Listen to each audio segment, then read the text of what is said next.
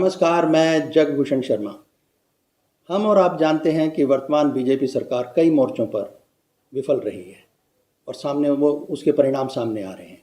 विदेश नीति की बात करें, अर्थनीति की बात करें, उद्योग नीति की बात करें या शिक्षा नीति की बात करें, आप और हम जानते हैं कि कई बातें हैं जो छुपाई जा रही हैं, जिसकी वजह है, उस वजह को भी हमें समझना है। ठीक है जी, लेकिन आइए हम कुछ पहलू, जो महत्वपूर्ण पहलू हैं, उसको समझ लेते हैं। बुधवार 9 जुलाई 2025 को जो देश के लगभग 10 जो मुख्य ट्रेड यूनियंस हैं, उनके नेताओं द्वारा देशव्यापी हड़ताल का आह्वान किया गया। इस आह्वान के पीछे जो वजह दी गई वो ये है कि जो वर्तमान बीजेपी सरकार केंद्र में है, उसके द्वारा किसान और मजदूर विरोधी जो नीतियां बनाई गई हैं, उस पर गुस्साए जो ट्रेड यूनियन के नेतृत्व है, उसने विरोध किया और वो सड़कों पर उतरे। सिर्फ इतना ही नहीं, आपको बता दें कि इसमें जो डाक सेवा और जो सार्वजनिक क्षेत्र की कंपनियां हैं, इनसे जुड़े जो कर्मचारी हैं, इनके भी शामिल होने की संभावना व्यक्त की गई थी।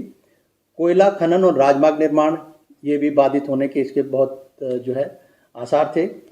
अब सवाल ये है कि इसके अलावा संयुक्त किसान मोर्चा, नरेगा संघर्ष मोर्चा जैसे जुड़े संगठनों ने भी इस महाबंद का, कह लीजिए, जिसमें लगभग 25 करोड़ कर्मचारी कहें, श्रमिक कहें, इनके शामिल होने, इनके द्वारा विरोध जताने की संभावनाएं थी और इसको कामयाब माना जा रहा है। इसको कामयाब कौन और कैसे मान रहा है, इस पर हम आगे चर्चा करेंगे। तो लेकिन एक बात है जो आज देश में उथल पुथल, जैसा कि हमने कहा कि विभिन्न मोर्चों पर विभिन्न आप के नीतियों को लेकर जो है सरकार की विफलता सामने आ रही है। ठीक है जी, लेकिन अच्छा, ये तो एक पक्ष है। अब दूसरे पक्ष को हम समझते हैं। 25 जून 1975 को तत्कालीन प्रधानमंत्री इंदिरा गांधी जी द्वारा इमरजेंसी लगा दी गई। उसको बीजेपी सरकार और या बीजेपी कह लें, आरएसएस कह लें, इनके नेताओं द्वारा खूब कोसा जा रहा है कि काला अध्याय, काला दिन। ठीक है जी, यहाँ तक कि आपको बता दें कि पीछे 28, अगर मैं गलत नहीं हूँ तो जून को देश के उपराष्ट्रपति जगदीप धनखड़ साहब के जो दिल्ली स्थित जो उनका सरकारी निवास है, वहाँ पर एक बैठक होती है, जिसमें आरएसएस के जीएस जो है जनरल सेक्रेटरी साहब हैं, दत्तात्रेय भौस बोले, इन्होंने भी हिस्सा लिया। अब सवाल उठा था, किस सवाल के साथ उन्होंने संबोधित किया दत्तात्रेय साहब ने? उन्होंने कहा कि सोशलिस्ट और सेकुलर शब्द को प्रस्तावना में रहना चाहिए, ये सवाल था। और फिर आगे से जवाब आता है रिमूव। इस पर हम वीडियो बना चुके हैं। इसके अलावा जब धनखड़ साहब का एक बयान छपा तो उसको भी आप थोड़ा समझने की ज़रूरत है।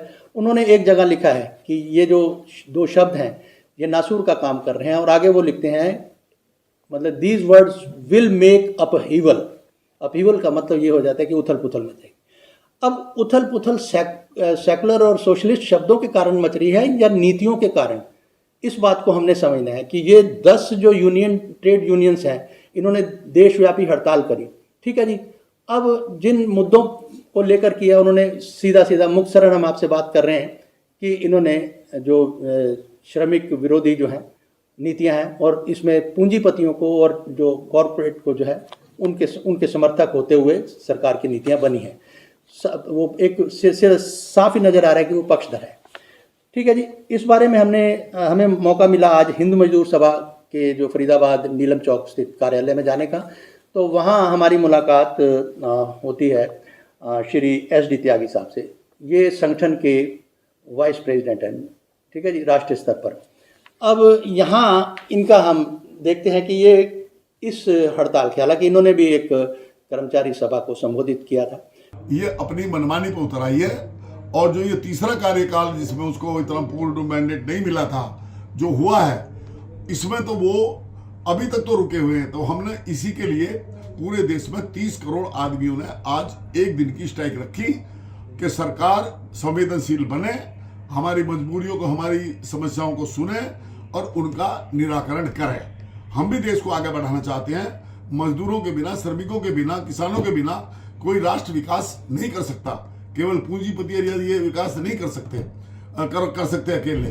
पूंजी और श्रम का जब तक तालमेल नहीं होगा, समुचित तालमेल नहीं होगा, तो कोई राष्ट्र विकास नहीं कर सकता। इस बात को ये भारतीय जनता पार्टी की सरकार और दूसरी पार्टी जो इनके घटक है वो समझने के लिए तैयार नहीं है। ये एक बड़ी दुखद बात है। तो आज की हड़ताल को आप किस तरह से मतलब कामयाब? सफल हड़ताल है एक दिन की, और ये एक संकेत है, खतरे की घंटी है। अगर सरकार नहीं सुधरी तो ये जन आंदोलन किसान और मजदूरों का, श्रमिकों का मिलकर इतना तेज होगा कि 29 इनको इतना भारी पड़ेगा, ऊपरा साफ। और सरकार की जो नीतिगत विफलता है इसको समझने की ज़रूरत है, और ये चर्चा हम आगे जारी रखेंगे कि किस तरह से जो नीतिगत जो विफलता है ये क्यों हो रही है, और इस पर हम, क्योंकि ये जो विषय है बहुत गंभीर है और विस्तृत है। फिलहाल इस वीडियो में इतना ही, फिर मिलेंगे। नमस्कार।